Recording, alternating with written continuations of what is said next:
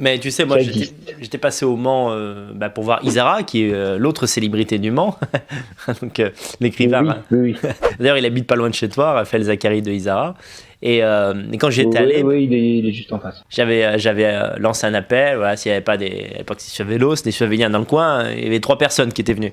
Donc, tu vois, si vous êtes quasiment 10, ça a déjà triplé, quoi. Tu vois, ça peut aller très vite. Moi, je n'ai pas d'amis, et c'est très volontaire.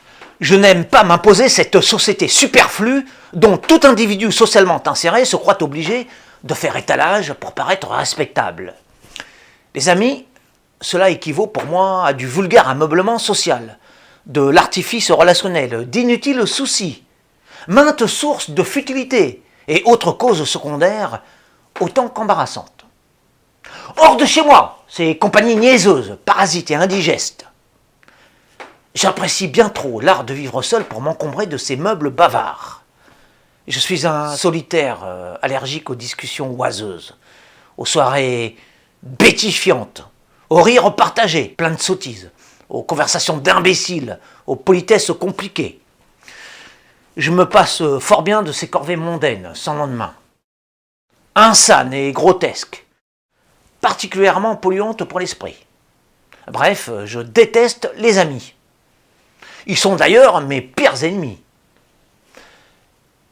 Les rats rusés, souris discrètes, chauves-souris fugaces et insectes mystérieux, peuplant ma maison de la cave au grenier, me sont infiniment plus sympathiques que ces singes jacasseurs, buveurs, grappilleurs, égoïstes et hypocrites, cherchant à se faire stupidement aimer de leurs hôtes en leur parlant de leurs insipides existences, de leurs dernières vacances, de leurs préférences cinématographiques, ou pire, de football, jusque tard dans la nuit. La faune nocturne, murmurant sous mon toit, frôlant parfois mon lit, me fait rêver au cœur de la nuit, tandis que le verbiage des invités d'un soir m'ennuie mortellement. Les amis, c'est une perte de temps, d'énergie, d'intelligence, un gâchis de vie. Alors que les visiteurs clandestins quadrupèdes, ailés ou rampants, visibles ou furtifs, tournant autour de ma table, s'approchant de ma couche, se cachant dans mon jardin, sont un puits de vraies réflexions, un gain onirique, d'excellentes raisons de m'éloigner encore plus de ceux qu'on appelle amis, pour mieux connaître ces charmants voisins que je nourris avec quelques miettes de pain et si peu de paroles en l'air.